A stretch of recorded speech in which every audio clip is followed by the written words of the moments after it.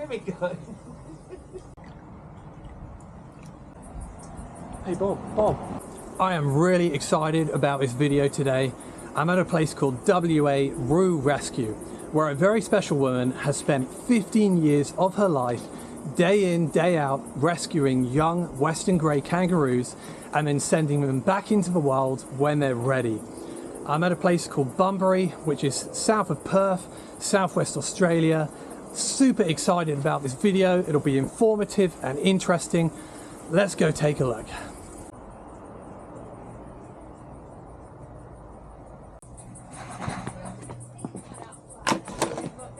Hiya Kim, nice to meet you. Thanks for letting me in today. Welcome, Sam. All right. Come and meet my furry kids. Looking forward to it. Once I started on the Joey, there's something about kangaroos that when the bug hits you, you're screwed. Well, they're adorable. There we go. It's just Dad, you fruitcakes.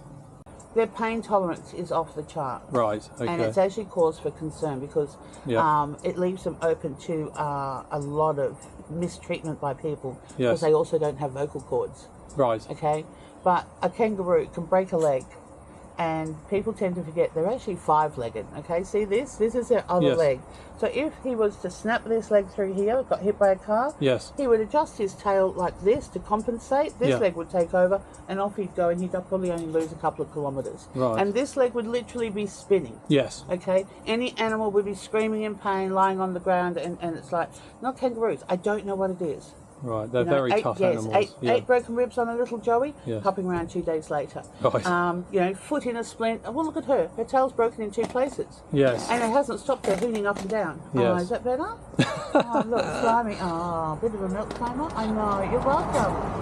Oh, Bobby. I know. Yeah, baby, look. Come here. So this little boy has been cooked. Is it good? He's actually been sick and in care. Do they always get quite sleepy after having the milk? Quite often, yeah. When they've had, we call it the milk coma. Yes. Hey, baby. Oh, it's good. Amazing. But yeah, he's still got very fine baby fur. He's been a bit of a failure to thrive, Joey. He's had all sorts of problems. So you've been doing this, what, 20 years? No, 15. 15 years? It just feels like 150 sometimes. I mean, it was never planned on becoming something like this. I'm not a morning person, am I, babe? I'm a night owl. Is that good? Oh, nice work, Scoops. I'm gone. As I said, I was in an arm told up and post-traumatic stress, and when we moved down here, I needed something to help save my sanity. And I was actually on a disability pension. I thought, you know, I know how it goes. I was only in my early 40s when this happened. Okay, so you know, by the time I came down here, I was sort of just in my later 40s and thinking, this can't. I need something more. And I grew up in Pilbara, and I've had wildlife and that around me all my life, and at one with animals. And I thought, well, let's just see how we go. So I started to put feelers out, and started, of course, like most of us do, with birds and possums, and then got back into Joey's. I had red kangaroos as a kid up in the Pilbara. And how long does it take them to get through the whole bottle? It depends. Bob is about to show you how fast he can down use. Bob will do his bottle in about 20 seconds. And this is Bob? That's Bob. Right. Thank you, Hello, Bob. Okay.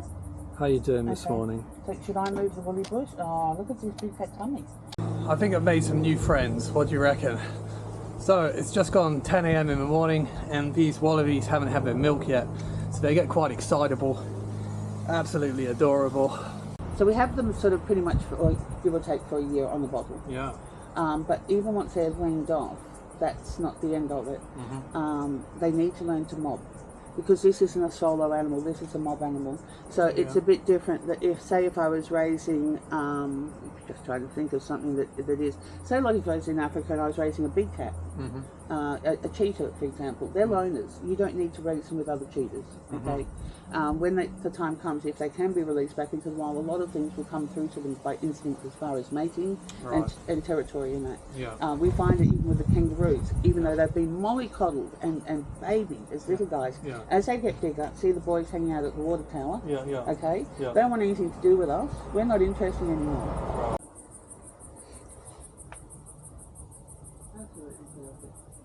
So it's incredibly important to raise them together. Incredibly. Our number one rule is the buddy system. You can't have one joey. You must have two, and preferably same sex. That's interesting. But they have to be same age, because as they age and develop in the mob with their mum, the kids will start to hang out together. Yeah. And you see them grooming each other.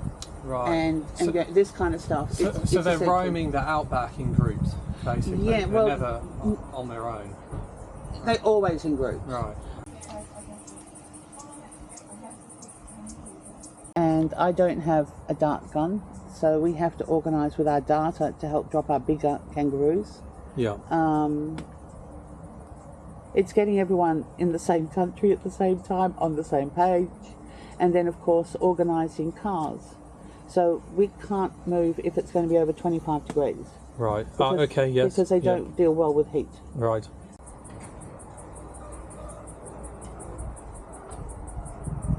And will they eat all of this? This will just disappear? Yeah, I'll only have skinned sticks. They will debark it all. They will pick every bit off. Really? Yeah. So the bark is quite some of them, beneficial? Yeah. Some of them really like the bark. Wow. And do they have a preference over the soft or the tough one? Well, that's why I gave them this one, but you'll see it's already... And the next thing will be yeah, but you can see the difference, feel the difference. Oh yeah, this one's very nice and soft. You could sort of make a bed out of that. Yes, yes, actually, probably itchy. Do they have a preference over the two? Definitely, everyone likes the soft one. The soft one? Oh, Bobby, here you go. Bob, sorry, darling, is that better? That's one of the soft ones. Do you want that? No? Good morning, my little baby. This is the soft one? Yes. No? No. No good? Oh, okay. Yeah, okay, yeah, well, look, stay cool, and yeah, hopefully we'll catch up sometime in the week.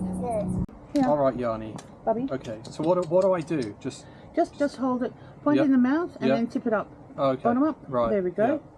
Here you go, Bubby. Wow. Okay. And do they just drink it all in one go? Yes. Yeah? So sometimes they suck so hard. Yeah. No, darling boy. Then we just break the seal, just a little pinch here. Yeah. So if you see, just do a squeeze and let some air in. Just hard against the bottle there. Oh, okay, yeah. And just... Right. Wow. The clever kangaroos will actually back off and let the air out. Really? Yeah, they're very rare on the ground. Clever kangaroos. Hey, baby. Wow. I mean, I love them to bits, but seriously, look, now we've got someone playing in the food bowl. Is this so? This is the one that started the trend. Yes, he's the one. Yes, Forest Bump started everyone playing in the water. Come on. And now looking around, I've seen 3 of them in the water bowl today.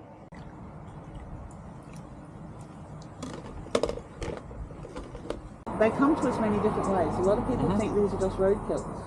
Right. But they're not. We work with the local indigenous families, okay? Yes, so when they go hunting, the local Noongar people actually prefer to hunt lactating females. They believe the meat's sweeter. Right. But believe it or not, they have very little knowledge of the kangaroo joey itself. You know, they tend to be hunter-gatherers rather than farmers.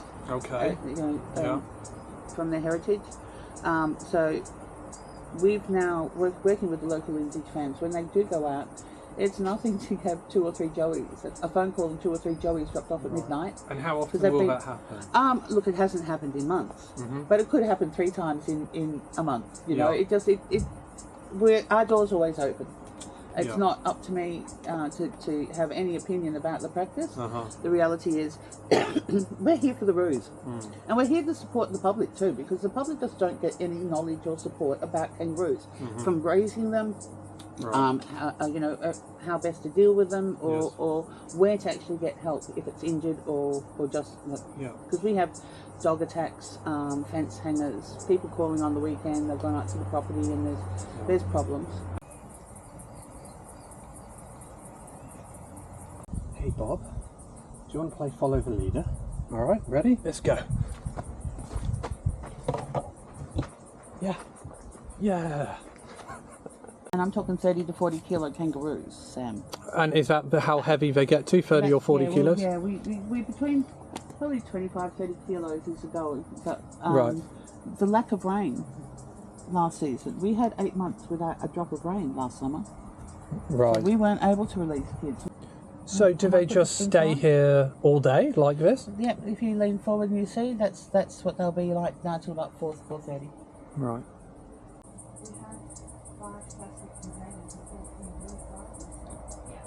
So I hope you've liked this video. Kim needs help. She spends all day, every day working on this. And if you'd like to do more than just watch and donate, she has a YouTube channel, which I'll put at the bottom of this video. She has a Facebook page, and on the Facebook page there are bank details. She's constantly working with the community and government organisations. It's a big job. It's not just her time, she's spending quite a bit of her money as well. So if you'd like to help, it's all there. All right.